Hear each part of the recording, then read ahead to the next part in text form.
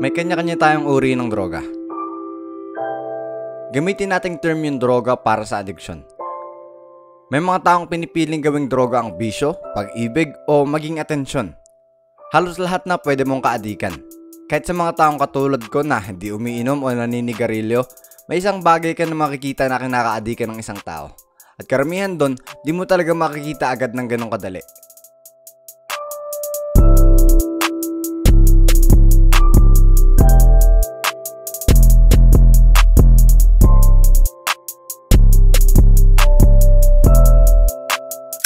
Naalala ko sa isang party. Hindi yung party na iniisip mo, hindi ako yung party guy.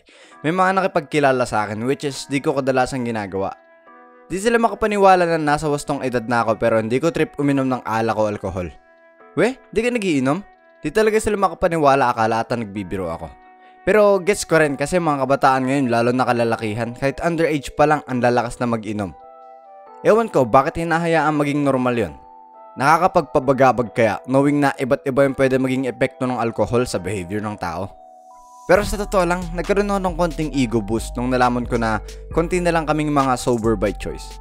Diba? Ang sarap isipin na rare ka, hindi ka pangkaraniwan, hindi ka madaling mahanap.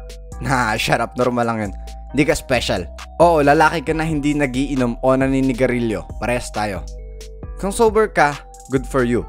Kung may bisyo ka, okay, wala akong problema, hindi kita papakailaman. Pero ang point ng video na to, wala lang, ginagawa ko lang cool ang pagiging sober. Yun naman kadalasan yung dahilan, diba, kung bakit sa murang edad naninigarilyo o umiinom na agad yung mga bata. Kahit alam mong masama yung bisyo at hindi mo pinopromote yan, alam mong nakaka-impluensya ka pa rin sa mga taong nakakakita sa'yo.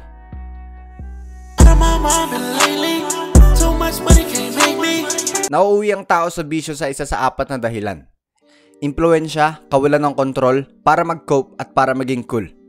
Ngayon ako magpapaka-judgmental kung yung pang-apat yung dahilan kung bakit ka may bisyo, huwag ka lalapit sa akin. Kung sa tingin mo ang impluensya nangyayari lang kapag sinabi sa'yo, hindi ganun yun. Kung ano yung madalas mong nakikita sa paligid mo at unti-unti mo nang na-adapt na impluensyahan ka na. Kabataan pa naman ngayon ng madaling ma-impluensyahan kasi nasa stage pa sila ng exploration. Kaya kahit sabihin mong hindi mo pinopromote ang pagbibisyo, nakakapanghimok ka pa rin sa mga kilos mo. Pag naman wala kang kontrol, alipin ka na ng mga bisyo mo. Sa oras na pinili mong subukan ng isang bisyo, pinili mo na maging alipin. Alam mo nang wala kang kontrol, pinasok mo pa. Kaya laging magiging totoo yung phrase na hindi ka na basta-basta makakalabas sa oras na pinasok mo yan. Kaya ang sagot sa tanong kung paano layasan ng bisyo ay huwag mong pasukin in the first place. Imbis na mahirapan sa problema, iwasan mo magkaroon ng problema hanggat maaari. Ngayon okay, naiintindihan ko. Marami kang problema sa buhay, ang dami mong pinagdadaanan, kailangan mong mag-cope. Kaya ito ka, umiinom, naninigarilyo para mabawasan yung sakit, para makalaya ng pansamantala. Bro, wala ka sa film. Kung kailangan mo mag-cope, bakit sa dami ng pwedeng paraan yung pinaka-unhealthy pa talaga yung pipiliin mo? Di malulutas ng pansamantalang takas yung problema mo. Parang gusto mo pang dagdagan yung problema mo eh. Problema sa lungs, problema sa atay. Kung kailangan mo mag-cope, humanap ka ng healthy na paraan. Pag sinabi mong kulang paninigarilyo, parang sinabi mo na rin na kulang lung cancer. Okay, maangas nga naman pag naninigarilyo si Tommy Shelby. Si Tommy Shelby ka ba? Nasa film ka ba?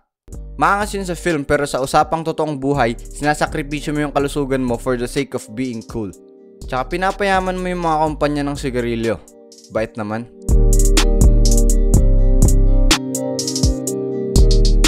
Hindi porket hindi ka sumasang-ayon sa pamumuhay ng isang tao ay ayaw mo na dun sa taong yun.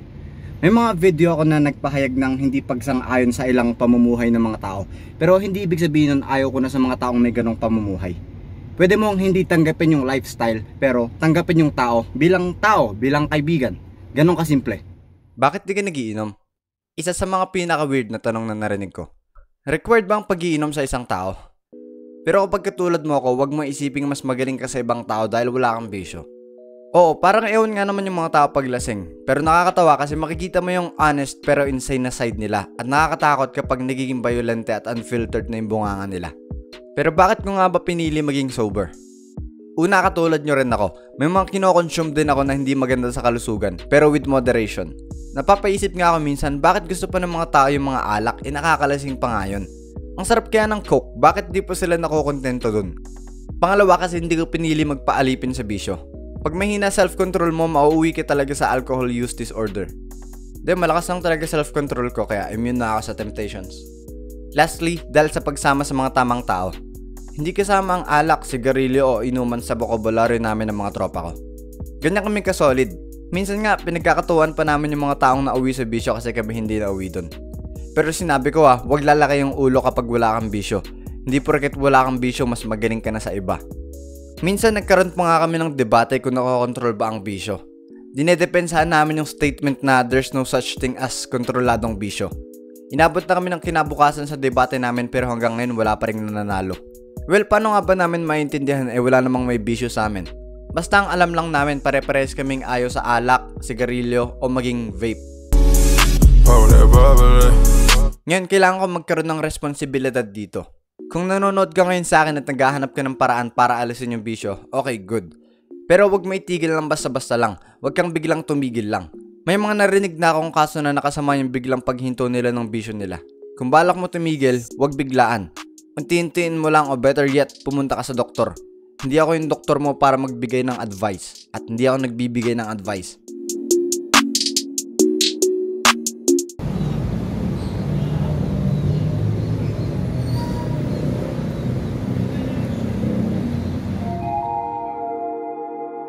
Alam mo kung bakit maganda maging sober? Kasi wala kang substance na dinedependehan. Kapag nakadepende ka sa substance, gagastos ka, di mo kayang wala yun, kaya tuloy-tuloy na yan. Kapag sawi ka, may problema ka, nakadepende ka sa alak, kaya magpapakalasing ka para matakasan ng sandali yung sakit. Imbes na humanap ng posibleng magagawa na makakatulong talaga. Call your friends, let's get drunk. Call your friends, let's get drunk. Alam mo kung bakit sobrang pinopromote ko ang sobriety? Magpakatotoo tayo. Ang intoxication o pagkalasing may dalang chaos palagi. May mga oras na nakakatawa, may mga oras na peligroso. At karamihan sa mga peligro na yun ay yung mga pinaka-worst na kaso na narinig natin. Well, di ko naman ini-ignore yung fact na may mga pagkakaibigan at magagandang usapan na nabuo sa inuman. At karamihan nun ay may moderation. Ang gusto ko lang naman sabihin, pag mas konti yung mga taong nalalasing, mas kakonti yung mga masasamang pangyayari na maririnig natin. Ang pangit kaya ng pagiging lasing, may hilo ka, susuka kung ano-anong bagay masasabi mo tapos kinabukasan hindi mo alam lahat ng nangyari. Fun na yun para sa'yo. Sa akin hindi. Kaya never in my life mo ka makikitang lasing. So may dalawa kang options. Drink responsibly at ang paborito ko, stay sober.